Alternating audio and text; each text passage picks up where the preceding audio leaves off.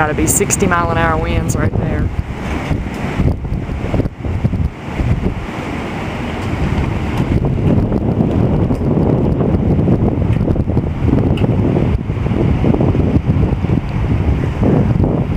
There's definitely going to be some downed trees.